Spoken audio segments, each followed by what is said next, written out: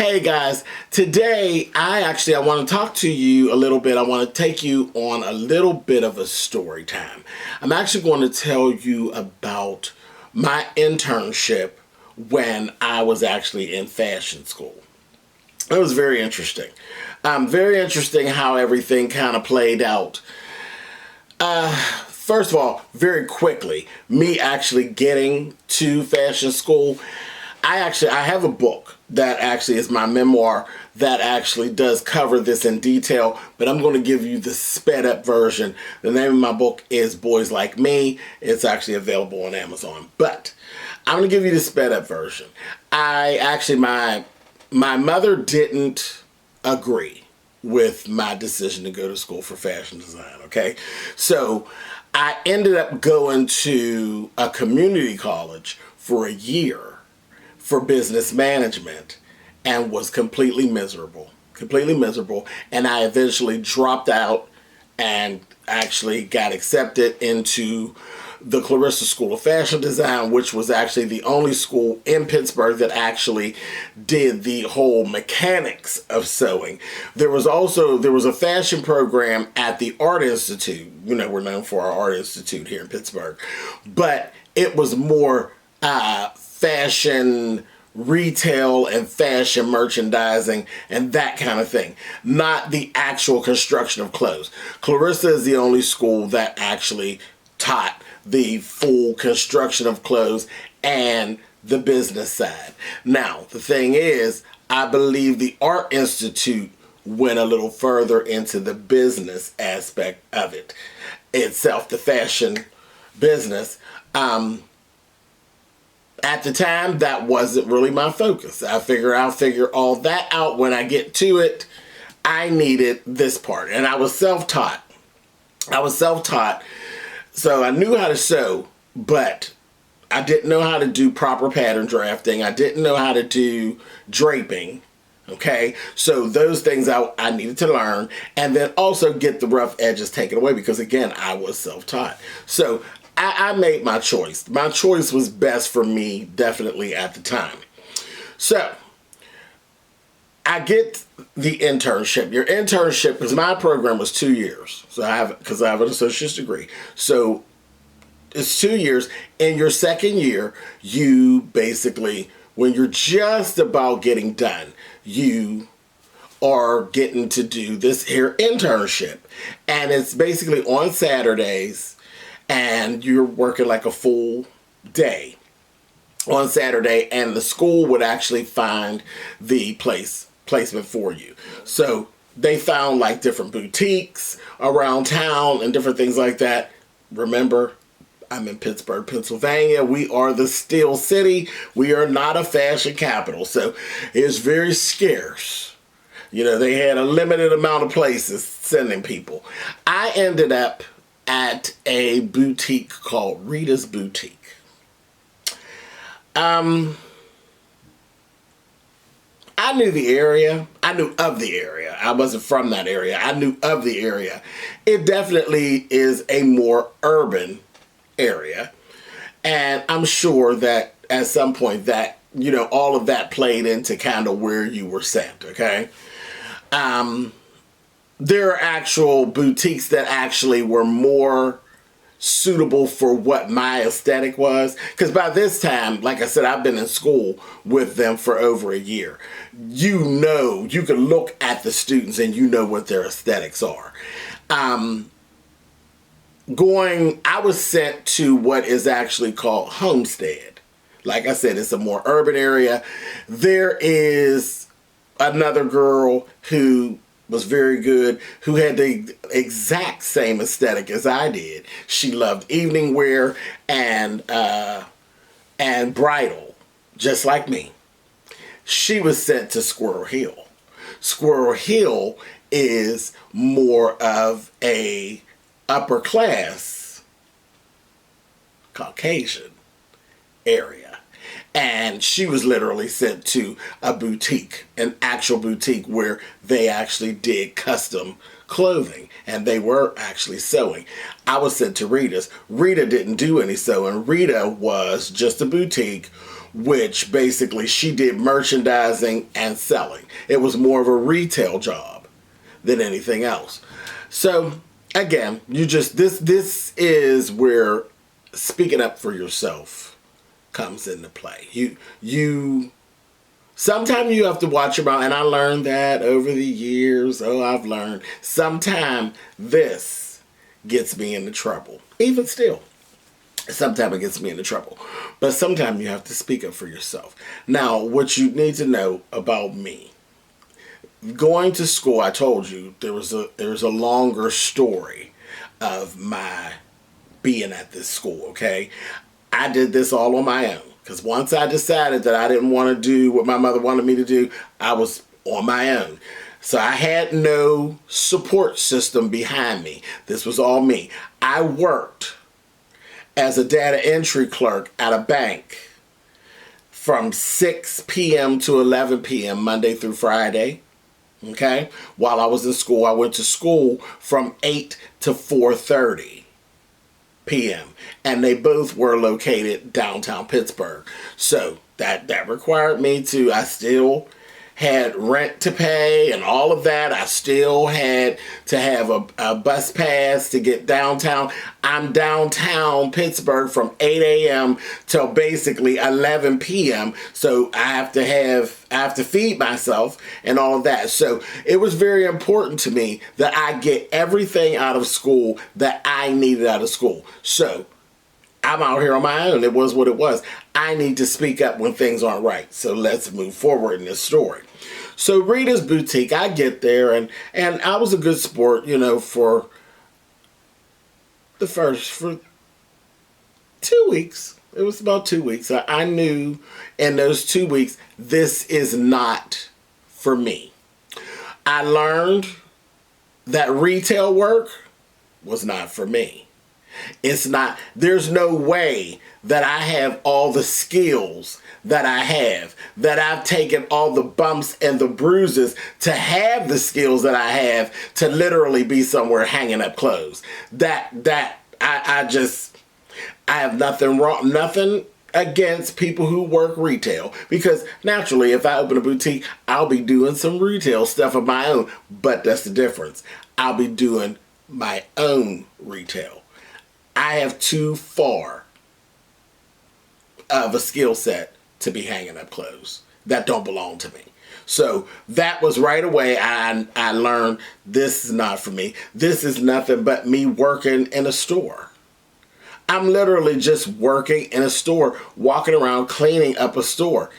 No, I'm not paying. I literally have all these loans to pay back to be over here literally cleaning up somebody's store. I don't think so. And keep in mind, I'm here on Saturday, which is taking me away from what I do on Saturdays normally, which is I had a clientele. I already had a clientele that I actually sold for. So you're taking me away from my work that actually makes me money for 8 hours, well, we would say 10 hours, because I got to travel there and back, and literally Homestead is all the way on the other side. So 10 hours, I'm being taken away from work that makes me money on Saturdays to come over here and hang up clothes at Rita's Boutique. It just, the whole situation was just not conducive to what it was that I was trying to do for my life at that time. Now, so I 2 weeks in, I went back to counselor school, and they really kind of frowned upon it, but I really pushed it. I ended up talking to them like 3 days. I actually ended up going through, basically kind of through the ranks. It was very frustrating, but about 3 days that week, I ended up speaking to the counselor. I spoke to financial aid. I ended up speaking to the 3 women who are sisters who actually own the school. And it was like, listen, I'm not being blown off. I'm not paying all of this money, and this is the best we can do. Something else has to be done. And it turned out really, really well. I went there. They said, well, if you go back this Saturday, and then we will try to find you another one. And I said, okay. And I kind of felt as though I was being blown off. I thought I was being blown off. And this was the beginning. And there were many weeks left. And I said, I was really, really kind of ticked off. But it all worked out. Somebody figured out, well, I don't think he's really playing around here. You know what I mean? And I went back that next week. So I ended up being there for 3 weeks. And then halfway through the week, on that third week, I was told, okay, we got you a new internship. You're going to be going to the South Side, which is even closer to my house. And you're going to Roberta Weisberg at Breakaway Leathers. And I said, well, thank goodness. I had heard of Roberta. I had been past Breakaway Leathers. I've seen the store. Didn't know exactly what she did, but I've seen the store and I've heard of her. Okay, so I was like, fine, no problem. I get there. I don't even know how. I just don't even know how Rita's Boutique actually ended up on the list of places to send anybody. And I'm sure that after that, she probably didn't stay on the list. I'm telling you, the aesthetics of it, it was like a whole different thing. It was literally a retail shop, and she was just getting free labor. And yeah, it just was not the environment for me. And I could tell you more, but I won't. I'll just be nice and keep that to myself. You don't have anything nice to say? Don't say anything at all, Mr. Colwell. Okay, so, all right, I go to Roberta Weisberg at Breakaway Leathers. Best thing that ever happened. It is definitely one of my shining moments from my schooling. One of the favorite things that I ever did while I was actually in school for fashion.